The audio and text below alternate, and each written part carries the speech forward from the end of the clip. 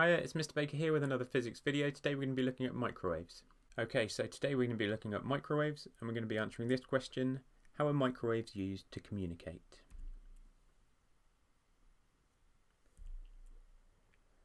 So aerials are conductors which absorb microwaves. The electrons move when the energy is absorbed.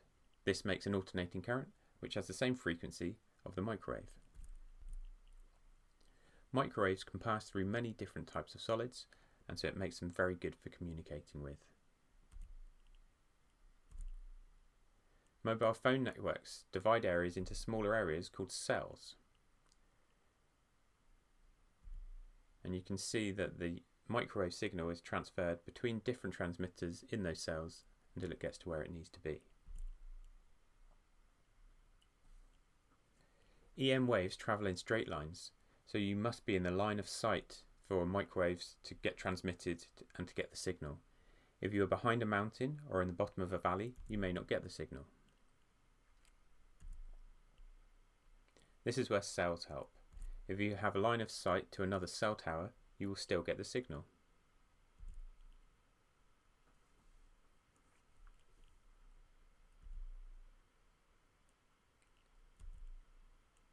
To travel large distances, the microwaves can travel from the transmitter through the ionosphere to an orbiting satellite. Here the microwaves are retransmitted back to the receiver on Earth. So this is different to radio waves. We know that radio waves get reflected from the ionosphere, whereas microwaves can travel through the ionosphere and to satellites, and then it's the satellite's job to retransmit that signal around the world. And this is also what happens in satellite TV. So are microwaves dangerous then? There are a range of wavelengths that call themselves microwaves. Microwave ovens use wavelengths of about 12 centimeters that can make water and fat molecules vibrate. So if you're inside a microwave oven, that could be dangerous.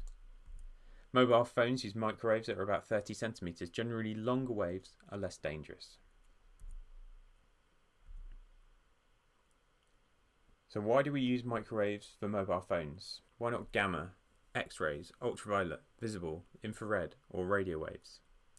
Well, unlike gamma, X-ray and ultraviolet, microwaves are non-ionizing, and visible and infrared generally get stopped by opaque surfaces.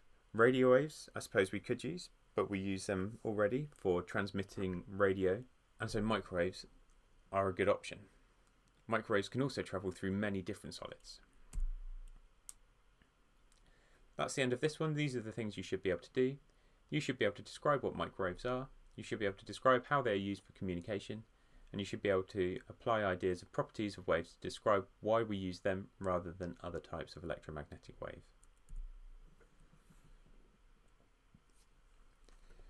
So this has been all about microwaves. And we asked the question at the beginning, how are microwaves used to communicate? And so we use microwaves in mobile phones. We use cells that transmit the microwaves from cell to cell and to the phones that we need them to. We can also use satellites and microwaves can travel through the ionosphere to the satellite and then get retransmitted by the satellite, so microwaves can communicate signals around the world. Okay, so that's been our lesson on microwaves. It's been another physics video by me, Mr. Baker, and I will see you next time. Thanks very much.